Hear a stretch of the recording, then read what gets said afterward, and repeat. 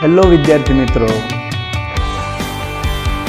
Shri R Patel boys high school Wadhwan city જિલ્લો સુરેન્દ્રનગરમાં આપનું સ્વાગત છે. વિદ્યાર્થી મિત્રો, નિયમિત રીતે અમારી શાળાની યુટ્યુબ ચેનલ નિહાળતા રહો. ચેનલને સબસ્ક્રાઈબ કરો, લાઈક કરો અને શેર કરો. હા, નિયમિત હોમવર્ક મોકલવાનું નહીં ભૂલતા.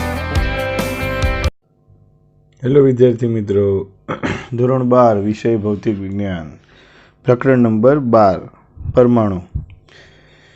વિદ્યાર્થી મિત્રો, આજે આપણે બોહરની ક્વોન્ટમીકરણની જે બીજી સ્વીકૃતિ છે, બીજા નંબરની સ્વીકૃતિ કે ઇલેક્ટ્રોન, હાઇડ્રોજન પરમાણુમાં ઇલેક્ટ્રોન એવી જ સ્થાયી કક્ષાઓમાં રહી શકે જ્યાં તેનું કક્ષીય કોણીય વેગમાન h/2πના પૂર્ણાંક ગુણાંકમાં હોય છે, એની સમજૂતી જે ડી બ્રોગલી નામના વૈજ્ઞાનિકે આપી એની આપણે ચર્ચા કરવાના છીએ. બરાબર. બોહરની બીજી સ્વીકૃતિ એવું જણાવે છે કે ન્યુક્લિયસની આસપાસ કક્ષીય ભ્રમણ કરતા ઇલેક્ટ્રોનનું કોણીય વેગમાન ક્વોન્ટમીકૃત છે. nh/2π એટલે કે h/2π, 2h/2π, 3h/2π એવી રીતે જ છે. h/2π અને 2h/2πની વચ્ચેનું કોઈ મૂલ્ય એ 1.5h/2π કે 2.5h/2π એ ધરાવી શકતું નથી. બરાબર. ક્વોન્ટમીકરણનો મતલબ શું કે h/2π બરાબર છે, 2h/2π બરાબર છે, પણ 1.5h/2π છે ને આ ધરાવી શકે નહીં. બરાબર. હવે પરમાણુની સ્થિરતા માટે પરમાણુનો ઇલેક્ટ્રોન એવી જ કક્ષાઓમાં ભ્રમણ કરી શકે જે ઉર્જાનું ઉત્સર્જન ન કરતી હોય. બરાબર. તો ડી બ્રોગલીના અધિતર્ક મુજબ ઇલેક્ટ્રોન જેવા દ્રવ્ય કણોને તરંગ પ્રકૃતિ હોય છે અને એ તરંગ સ્વરૂપમાં વર્તે તો એની તરંગ લંબાઈ લેમ્ડા બરાબર h/mv સૂત્ર પરથી મળે છે. હવે ડી બ્રોગલીએ એવી સૂચન કર્યું કે દલીલ કરી કે બોહરના સૂચવ્યા મુજબ વર્તુળાકાર કક્ષામાં ઇલેક્ટ્રોનને દ્રવ્ય તરંગ તરીકે જોવું જોઈએ. મતલબ પેલા બોહરે તો ઇલેક્ટ્રોનને કણ તરીકે જ લીધો હતો, પણ આ એમ કહે છે કે ઇલેક્ટ્રોનને આપણે વર્તુળાકાર કક્ષામાં દ્રવ્ય તરીકે લેવું જોઈએ, કારણ કે સ્થિત કક્ષાઓમાં ઇલેક્ટ્રોનનું ઉર્જાનું ઉત્સર્જન કરતો નથી. બરાબર, એ આપણને ખબર છે. તેથી તેની સાથે સંકળાયેલું તરંગ એ સ્થિત તરંગ હશે. સ્થિત તરંગનો મતલબ શું કે ઉર્જાની દ્રષ્ટિએ તરંગની ઉર્જા એકની એક જગ્યાએ સ્થિર જ રહે, એક જગ્યાએથી બીજી જગ્યાએ ન જાય, એને આપણે સ્થિત તરંગ કહેવાય. અને જે તરંગમાં ઉર્જા એક જગ્યાએથી બીજી જગ્યાએ જતી હોય એને પ્રગામી તરંગો કહેવાય. બરાબર, જે અગાઉ તમે ધોરણ 11માં ભણી ગયા છો. સોરી, માસ પ્રમોશનમાં તમે કદાચ નહીં યાદ હોય તમને, પણ કંઈ વાત નહીં, આપણે એને ભણી લઈશું. તો ફરીથી તમને યાદ દેવડાવી દઉં કે સ્થિત તરંગ એટલે ઉર્જાની દ્રષ્ટિએ તરંગ, જે તરંગમાં ઉર્જા સ્થિર જ રહે એક જગ્યાએ. બરાબર, એને સ્થિત તરંગ આપણે કહીએ. અને જેની અંદર ઉર્જા એક જગ્યાએથી બીજી જગ્યાએ ટ્રાન્સફર થાય એને પ્રગામી તરંગ કહેવાય. જેટલો પણ ઇન્સ્ટ્રુમેન્ટ હોય છે, વાઇબ્રેશન, મ્યુઝિકલ વાદ્ય, એમાં સ્થિત તરંગ આપણે વિચારીએ. એમાં વાઇબ્રેશન જે છે એ બે તાર વચ્ચે હોય છે. જ્યારે સૂર્યમાંથી આવતું કિરણ એ પ્રગામી તરંગ છે, કારણ કે પોતાની સાથે ઉર્જા લાવે છે, છેક પૃથ્વી સુધી લાવે છે, એટલે ઉર્જાનું પણ વહન કરે છે. હવે પ્રચલિત ધ્યાનશાસ્ત્ર અનુસાર દ્વારા માન્ય બધી જ કક્ષાઓમાંથી ઇલેક્ટ્રોન તરંગ એવી જ કક્ષાઓ પસંદ કરશે કે જેનો પરિઘ તેની સાથે સંકળાયેલી ડી બ્રોગલી તરંગ લંબાઈના પૂર્ણાંક ગુણાંકમાં હોય. બરાબર, એટલે આ જે તરંગો દોર્યા છે આપણે આમાં એ તરંગોની સંખ્યા પૂર્ણાંકમાં જ હોય. એટલે ટોટલ જે પરિઘ છે ને 2πr/n બરાબર n લેમ્ડા, n એટલે આપણો જે તરંગ કહીએ પૂર્ણાંક સંખ્યામાં, અને n એટલે કક્ષા. બરાબર. nમી કક્ષામાં n તરંગો હોય, પહેલી કક્ષામાં 1 તરંગ હોય, બીજી કક્ષામાં 2 તરંગ હોય, ત્રીજી કક્ષામાં 3 તરંગ હોય, એવી રીતે અહીં તરંગોની સંખ્યા આપણે વિચારેલી છે. હવે 4 ચોથી કક્ષાએ માની લો તો અહીંયા 4 લેમડા થઈ જાય, બરાબર, એવી રીતે. ઓકે, 4 હોય તો અહીંયા 4 લેમડા, 2πr બરાબર 4 લેમડા, એવી રીતે. હવે અહીંયા તમે જુઓ કે ઇલેક્ટ્રોનની ઝડપ પ્રકાશની ઝડપ કરતાં ઘણી ઓછી હોય તો સ્વાભાવિક રીતે p બરાબર mv, લેમડા બરાબર h/p અને h/mv. આ જે લેમડાની કિંમત છે ને એ આમાં મૂકવાની, આપણા સૂત્રમાં.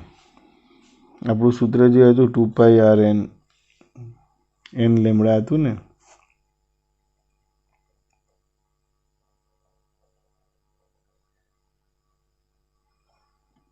n લેમડા, એમાં લેમડાની જગ્યાએ કિંમત h/mv. હવે mv છે ને એને ડાબી બાજુ લઈ જાઓ, 2π ને જમણી બાજુ, તો mvr બરાબર nh/2π. આ બોહરની બીજી સ્વીકૃતિ યાદ કરો, બોહરની બીજી સ્વીકૃતિ, બરાબર. જે ઇલેક્ટ્રોનના કોણીય વેગમાન માટે બોહરે સૂચવેલ ક્વોન્ટમ શરત છે. ડી બ્રોગલી અધિતર્ક કક્ષામાં ભ્રમણ કરતા ઇલેક્ટ્રોનના કોણીય વેગમાનના ક્વોન્ટમીકરણ માટેની સમજૂતી આપી. ટૂંકમાં ડી બ્રોગલીએ જે અધિતર્ક કર્યો કક્ષામાં ભ્રમણ કરતા ઇલેક્ટ્રોન માટે, એ અધિતર્ક ઇનડાયરેક્ટલી બોહરના ક્વોન્ટમીકરણની બીજી સ્વીકૃતિની સમજૂતી હતી, બરાબર. ક્વોન્ટમીકૃત ઇલેક્ટ્રોન કક્ષાઓ અને ઉર્જા અવસ્થાઓ ઇલેક્ટ્રોનના તરંગ સ્વરૂપના કારણે છે. માત્ર અનુનાદિત સ્થિત તરંગો ટકી શકે છે, બરાબર. એટલે બધા સ્થિત તરંગો ટકી શકતા નથી, અમુક જ સ્થિત તરંગો ટકી શકે. અહીંયા એક તમે જોઈ લો, જ્યારે સ્થિત તરંગો રચાવવા માટે શું જોઈએ તો જો, જ્યારે દોરીને ખેંચીને છોડી દેવામાં આવે ત્યારે મોટી સંખ્યામાં તરંગ લંબાઈઓ ઉત્તેજિત થાય છે. જે તરંગો માટે છેડાઓ પર નિષ્પન્ન બિંદુઓ અને સ્થિત તરંગો હોય તેવા તરંગો ટકી રહે. છેડા પર નિષ્પન્ન બિંદુ હોવું જોઈએ, બરાબર. બીજું, દોરીમાં સ્થિત તરંગો ત્યારે જ રચાય જ્યારે તરંગે દોરી પર જતા અને પાછા આવતા કાપેલું કુલ અંતર તરંગ લંબાઈના પૂર્ણ ગુણાંકમાં હોય. જતા અને આવતા બધું થઈને કાપેલું કુલ અંતર લેમડાના પૂર્ણ ગુણાંકમાં હોય, બરાબર. બીજી તરંગ લંબાઈઓ ધરાવતા તરંગો પરાવર્તન થતાં તેમની પોતાની સાથે વ્યતિકરણ અનુભવે છે. અન્ય તરંગ લંબાઈઓ જે છે જેને આપણે એવોઇડ કરીએ છીએ એ પોતાની સાથે જ વ્યતિકરણ અનુભવે છે અને તેમના કંપવિસ્તાર ઝડપથી ઘટીને શૂન્ય થઈ જાય છે, બરાબર. હવે આપણે અહીંયા વાત કરીશું બોહર મોડેલની મર્યાદાની. બોહર મોડેલ શા માટે સંપૂર્ણ સક્સેસફુલ નથી, એની પણ લિમિટેશન્સ છે. તો પહેલી એની મર્યાદા નંબર 1, બોહર મોડેલ સૂર્યની આસપાસ, ગ્રહની જેમ ન્યુક્લિયસની આસપાસ કક્ષામાં ભ્રમણ કરતા ઇલેક્ટ્રોનના ગતિપથ અંગેનું પ્રચલિત ચિત્ર ધરાવે છે, બરાબર. એટલે કે સૂર્યની આસપાસ જે રીતે ગ્રહો પરિભ્રમણ કરે છે તેવી જ રીતે ન્યુક્લિયસની આસપાસ ઇલેક્ટ્રોન ભ્રમણ કરે છે. આવું ચિત્ર એને આપ્યું, બરાબર. જે હાઇડ્રોજન જેવા પરમાણુઓના મોટા ભાગના લક્ષણો, ખાસ કરીને ઉત્સર્જિત અને પસંદગીયુક્ત શોષણ કરેલ વિકિરણની આવૃત્તિઓની સાચી આગાહી કરે છે. એટલે હાઇડ્રોજન માટે તો એ 100% વરદાનરૂપ સાબિત થયું. એનું કમ્પ્લીટ માહિતી આપણને બોહર મોડેલથી મળી જાય છે. મર્યાદા: બોહર મોડેલ હાઇડ્રોજન જેવા પરમાણુઓ, સિંગલી આયોનાઇઝ્ડ હિલિયમ, ડબલી આયોનાઇઝ્ડ લિથિયમને જ લાગુ પડે છે. તેને ફક્ત 2 ઇલેક્ટ્રોન ધરાવતા હિલિયમ જેવા પરમાણુ સુધી પણ લાગુ પાડી શકાતું નથી. આ મર્યાદા. સિંગલ આયોનાઇઝ્ડ હિલિયમ ને ડબલ આયોનાઇઝ્ડ લિથિયમ, એનો મતલબ શું કે ભાઈ હિલિયમમાં 2 ઇલેક્ટ્રોન હોય છે, તો પરમાણુમાં 2 ઇલેક્ટ્રોન હોય તો 1 ઇલેક્ટ્રોન કાઢો તો શું થઈ જાય, હિલિયમ પ્લસ થઈ જાય. એટલે કે 1 ઇલેક્ટ્રોનની સિસ્ટમ બની ગઈ. હાઇડ્રોજનમાં પણ એવું છે, 1 ઇલેક્ટ્રોન છે જે ગોળ ગોળ ફરે છે. લિથિયમમાં 3 ઇલેક્ટ્રોન છે, એમાંથી 2 કાઢી લો એટલે કે ડબલી આયોનાઇઝ્ડ લિથિયમ, લિથિયમ +2, એમાં એક ઇલેક્ટ્રોન રહી ગયો. ટૂંકમાં એક ઇલેક્ટ્રોનનું જે તંત્ર હોય ને એને લાગુ પડે, બીજાને લાગુ પડે નહીં. જ્યાં બે ઇલેક્ટ્રોન આવી ગયા ત્યાં આ મોડેલ નિષ્ફળ. હાઇડ્રોજન જેવા પરમાણુ માટે બોર મોડેલની પદ્ધતિ એક કરતાં વધુ ઇલેક્ટ્રોનવાળા પરમાણુના વિશ્લેષણનો પ્રયાસ કરવામાં આવ્યો, તેનો કોઈ સફળતા મળી નથી. કે હાઇડ્રોજન પરમાણુ માટે જે બોહરે સમજૂતી આપી એ સમજૂતીનો આધાર લઈ બે કે તેથી વધુ ઇલેક્ટ્રોન ધરાવતા પરમાણુઓ માટે આ સમજૂતી જે છે એ સમજાવવામાં નિષ્ફળ નીવડે છે. એટલે કે એની હાઇડ્રોજન માટે જ સાબિત થાય છે, અન્ય માટે નહીં. સફળતા નથી મળી. એટલે વિશ્લેષણ વર્ણપટ હિલિયમ પરમાણુનો વર્ણપટ કાઢો કે લિથિયમ પરમાણુનો વર્ણપટ કાઢો તો એ વર્ણપટની જે તરંગ લંબાઈઓ ઉત્સર્જાય એના માટે કોઈ સૂત્ર આપણે ઇમેજિન કરતા જઈએ અને એ સૂત્ર ધારો કે હાઇડ્રોજન પરમાણુ માટેનું જે સમજૂતી છે એના આધારે સૂત્ર બનાવવાનું ટ્રાય કરીએ તો સફળતા મળતી નથી. એટલે કંઈક અલગ સિસ્ટમથી કામ કરે છે. એટલા માટે દરેક ઇલેક્ટ્રોન ધન વીજભારિત ન્યુક્લિયસની સાથે જ નહીં પરંતુ બીજા બધા ઇલેક્ટ્રોન સાથે પણ આંતરક્રિયા કરે છે. તે હકીકતમાં જ મુશ્કેલી રહેલી છે કે દરેક ઇલેક્ટ્રોન ધન વીજભાર ન્યુક્લિયસ સાથે આંતરક્રિયા કરે છે. બરાબર, અન્ય ઇલેક્ટ્રોન સાથે પણ આંતરક્રિયા કરે તે હકીકતમાં જ મુશ્કેલી રહેલી છે. એટલે અહીંયા એક કરતાં વધુ ઇલેક્ટ્રોન હોય છે. એટલે એક કરતાં વધુ ઇલેક્ટ્રોનની સ્થિતિમાં સ્થિતિ ઉર્જાના મૂલ્યો બદલાઈ જાય. બે ઇલેક્ટ્રોન વચ્ચેના તંત્રની સ્થિતિ ઉર્જા અલગ હોય. અહીંયા આપણે માત્ર ન્યુક્લિયસ અને પ્રોટોન અને ઇલેક્ટ્રોન વચ્ચેની સ્થિતિ ઉર્જાનો અભ્યાસ કરીએ છીએ. બરાબર. અને જે બળની વાત આવે કુલંબીય આકર્ષી બળ, તો માત્ર પ્રોટોન અને ઇલેક્ટ્રોન વચ્ચે. બે ઇલેક્ટ્રોન હોય તો તેમની વચ્ચે આકર્ષી બળ લાગે તેને પણ ધ્યાનમાં લેવું પડે. બરાબર.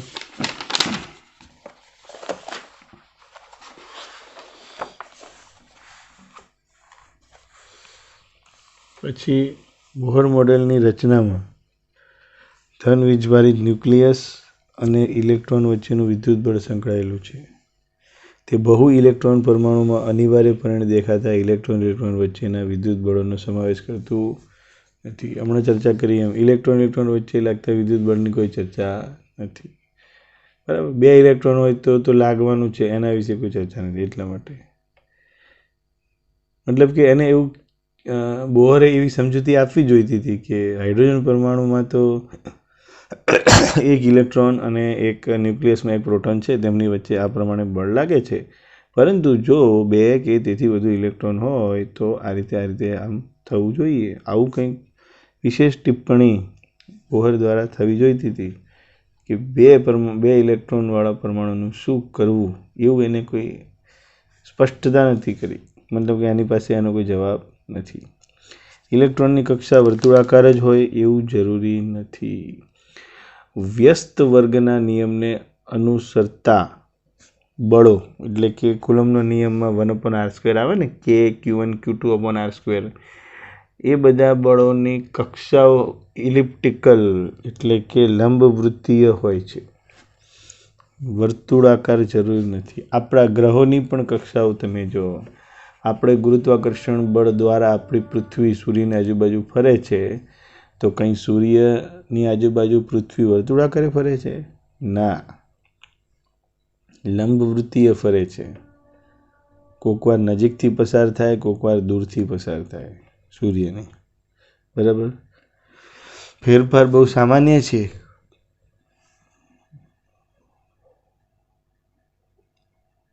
એકવાર 14 કરોડને ધારો કે એકવાર 14 કરોડને 80 લાખ કિલોમીટરથી પસાર થાય, બીજી વાર 15 કરોડને 10 લાખ કિલોમીટર પસાર થાય. એવરેજ કાઢો એટલે 14,95,000 કિલોમીટર આવે કક્ષા આપણી પૃથ્વી અને સૂર્યની. એટલે થોડું વેરિએશન તો છે જ ને. એટલે વર્તુળાકાર નથી, એમ સ્લાઇટ લંબવૃત્તીય છે, બહુ મોટું લંબવૃત્તીય નહીં. પછી બીજું, બોહર મોડેલ હાઇડ્રોજન પરમાણુ વડે ઉત્સર્જિત પ્રકાશની આવૃત્તિઓનું સાચી રીતે પૂર્વાનુમાન કરે છે. બરાબર છે. હાઇડ્રોજન પરમાણુ વડે ઉત્સર્જિત પ્રકાશની આવૃત્તિઓ લાયમન બામર પાસ્ટન બ્રેકેટ ફંડ એનું ખૂબ સાચી રીતે પૂર્વાનુમાન કરે છે, છતાં વર્ણપટમાં આવૃત્તિઓની સાપેક્ષ તીવ્રતા સમજાવી શકતું નથી. હા, તો આ એમ કહેવા માગે છે કે આપણે એ જે વર્ણપટની અંદર પહેલી લીટી છે ને એ ઘાટી લીટી છે, મતલબ કે એ ઘાટી લીટી જે છે ને એ વધુ તીવ્રતા સૂચવે છે, જે આપણે સમજી શકતા નથી. બરાબર. અહીંયા તમે જો આ જે લીટી છે ને આ ઘાટી લીટી છે, આ પાતળી થઈ જાય, આછી આપણે એમ વિચારીએ કે ભાઈ અમુક તરંગ લંબાઈઓ, આ જે સમૂહ છે ને તરંગ લંબાઈઓનો, એ પૈકી અમુક તરંગ લંબાઈઓ વધુ તીવ્રતાવાળી માલુમ પડી અને અમુક એની સાપેક્ષમાં ઓછી તીવ્રતાવાળી માલુમ પડી. તો આવું કેવી રીતે થાય છે? બધાના ઉદ્ભવવાનું કારણ તો એક જ છે, હાઇડ્રોજન પરમાણુ. તો પછી અંદર એવું તે વિશેષ શું થતું હશે કે અમુકની તીવ્રતાઓ વધી જતી હશે અને અમુક આવૃત્તિની તીવ્રતાઓ ઘટી જતી હશે? આ બાબત બોહર સમજાવી શક્યો નહીં. પછી હાઇડ્રોજનના ઉત્સર્જન વર્ણપટમાં કેટલીક દ્રશ્ય આવૃત્તિઓની તીવ્રતા ઓછી છે, બીજી તીવ્રતા વધુ શા માટે છે? તે સમજાવતું નથી. પ્રાયોગિક અવલોકન દર્શાવે છે કેટલીક સંક્રાંતિઓ અન્ય કરતાં વધારે માનીતી છે. બોહરનું મોડેલ તીવ્રતાના ફેરફારો સમજાવવામાં અસમર્થ છે. એક વાક્યમાં લખવું હોય તો લખાય આટલું. હાઇડ્રોજન વર્ણપટ રેખાઓને વધારે વિભેદન શક્તિવાળા સ્પેક્ટ્રોમીટર વડે જોતા. હવે જો આ વર્ણપટની રેખાઓને વધારે વિભેદન શક્તિવાળા સ્પેક્ટ્રોમીટરની મદદથી જોવામાં આવે તો તે એક રેખા પણ એક કરતાં વધુ સૂક્ષ્મ રેખાઓની બનેલી જણાય છે. બહારથી એક જ દેખાય છે, પણ જો વધારે ડીપમાં જઈએ ને તો એવું લાગે કે આ બધી પણ ઘણી બધી નાની નાની રેખાઓની બનેલી છે. આ હકીકત બોહર મોડેલ સમજાવી શકતું નથી. બરાબર. Okay, thank you. ચલો હવે આપણે ઉદાહરણની વાત કરીએ. ઉદાહરણ 12.3. તો પ્રાયોગિક રીતે એમ જણાવ્યું છે કે હાઇડ્રોજન પરમાણુને પ્રોટોન અને ઇલેક્ટ્રોનમાં છૂટા પાડવા માટે 13.6 ઇલેક્ટ્રોન વોલ્ટ ઉર્જાની જરૂર પડે. એનો મતલબ કે ઇલેક્ટ્રોનની કુલ ઉર્જા -13.6 ઇલેક્ટ્રોન વોલ્ટ છે. બરાબર. તો જ એને એટલી ઉર્જા આપવી પડે બહારથી છૂટા પાડવા માટે, અને આયનીકરણ ઉર્જા કહેવાય. બરાબર.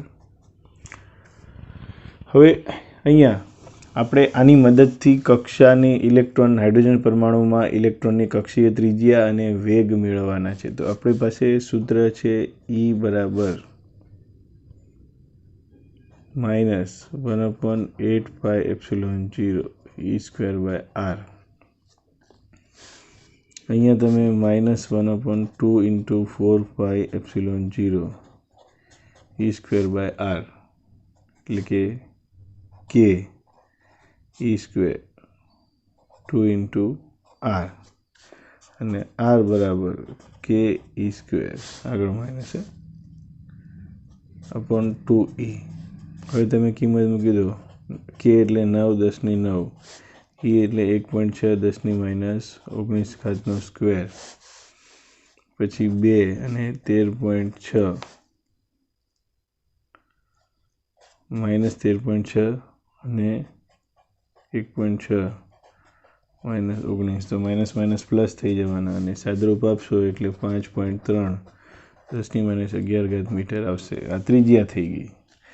આવી જ રીતે આપણે જો વેગ મેળવવો હોય, વેગ, બરાબર, તો પેલું સૂત્ર હતું કે ઇલેક્ટ્રોનને કક્ષામાં ટકી રહેવા જરૂરી કેન્દ્રગામી બળ કોણ પૂરું પાડે? તો કુલંબીય આકર્ષી બળ. આ સૂત્ર તમે જાણો છો. કેન્દ્રગામી બળ બરાબર કુલંબીય आकर्षी बल mv²/r तो r उड़ी गया v² बराबर इंटू r आવું થયું ઉપર e² આને k કહી દઈએ k આ છે k e²/mr तो v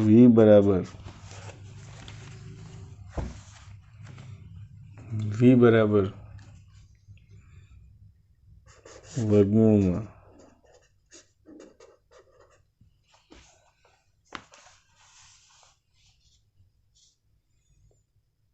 આવું થયું હવે તમે કિંમત મૂકો કે એટલે 9 10 ની 9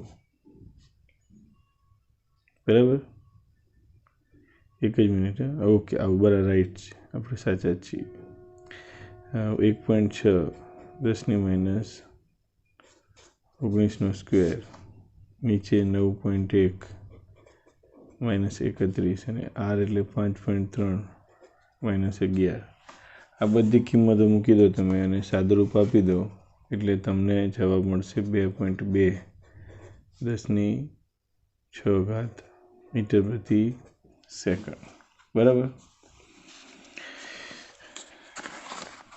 ત્યારબાદ નેક્સ્ટ આપણે વાત કરીએ દાખલાની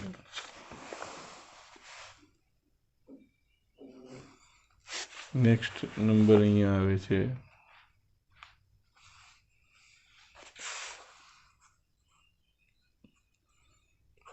12.4 हाइड्रोजन परमाणु में प्रोटॉन ની आसपास भ्रमण करता इलेक्ट्रॉन वडे प्रोटॉन ની आसपास भ्रमण करता इलेक्ट्रॉन वडे r त्रिज्या वेग v उत्सर्जित प्रकाश की प्रारंभिक आवृत्ति ए प्रचलित विद्युत चुंबकीय वाद अनुसार गणो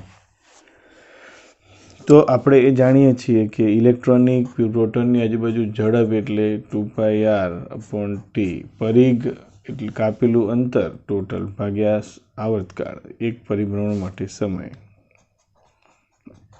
આવૃત્તિ ગણવાની છે તો 1/t એટલે f બરાબર p ના છેદમાં 2πr વેગ ભાગ્યા 2πr વેગ કેટલો છે હમણાં ગણ્યો એ લખી દઈએ 2.2 ની છે હમણાં ગણ્યો તો ને એ રહ્યો બરાબર અને 2 3.14 5.3 10 ની માઈનસ 11 6.6 10 ની 15 હર્ટ્ઝ બરાબર અને આપણે જાણીએ છીએ કે પ્રચલિત વિદ્યુત ચુંબકીય વાદ અનુસાર भ्रमण करता इलेक्ट्रॉन वडे उत्सर्जित विद्युत चुंबकीय तरंगनी आवृत्ति न्यूक्लियस ની आसपास ઇલેક્ટ્રોનની પરિભ્રમણની આવૃત્તિ બરાબર હોય છે મતલબ કે ઇલેક્ટ્રોન 1 સેકન્ડમાં જેટલા પરિભ્રમણ કરતો હોય એટલા જ તરંગો 1 સેકન્ડમાં ઉત્સર્જાય 1 સેકન્ડમાં ધારો કે 1 2 3 માની લો 1 2 અને 3 તરંગ ઉત્પન્ન થયા 1 સેકન્ડમાં બરાબર વિદ્યુત ચુંબકીય તરંગો તો એની જે પરિભ્રમણ છે ને 1 2 અને 3 પરિભ્રમણ કરે 1 સેકન્ડમાં 3 પરિભ્રમણ કરે ટૂંકમાં પરિભ્રમણની આવૃત્તિ અને હવામાં તરંગ જે છોડે ને એની આવૃત્તિ સેમ જ હોય હંમેશા બરાબર પછી મુદ્દો આવે છે પૃથ્વીની આસપાસ 12.5 ની વાત કરું છું પૃથ્વીની આસપાસ 10 કિલોગ્રામનો એક ઉપગ્રહ છે 10 kg અને ઉપગ્રહની 8000 કિલોમીટર ત્રિજ્યા ધરાવતી વર્તુળ કક્ષામાં દર 2 કલાકે એક પરિભ્રમણ કરે છે. આવર્તકાળ 2 કલાક એટલે કે 2 ગુણ્યા 3600 સેકન્ડ. ત્રિજ્યા એટલે કે આર 8000 કિલોમીટર.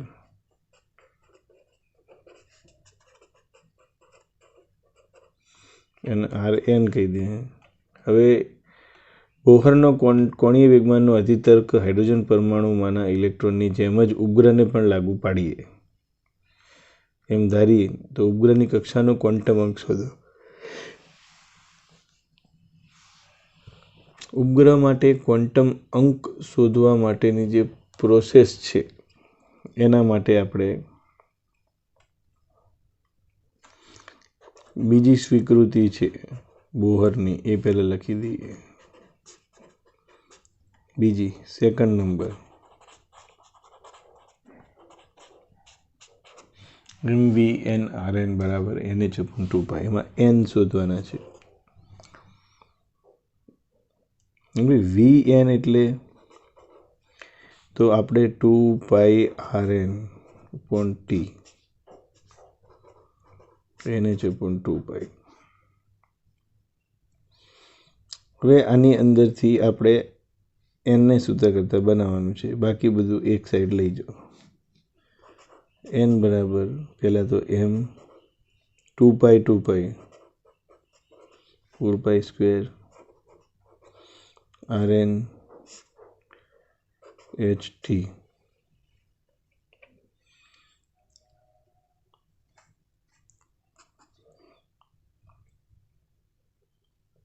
બરાબર. હવે આમાંથી જે કિંમતો મૂકવાની થતી હોય ને એ આપણે મૂકી દઈએ. બરાબર. Rnનો સ્ક્વેર અહીંયા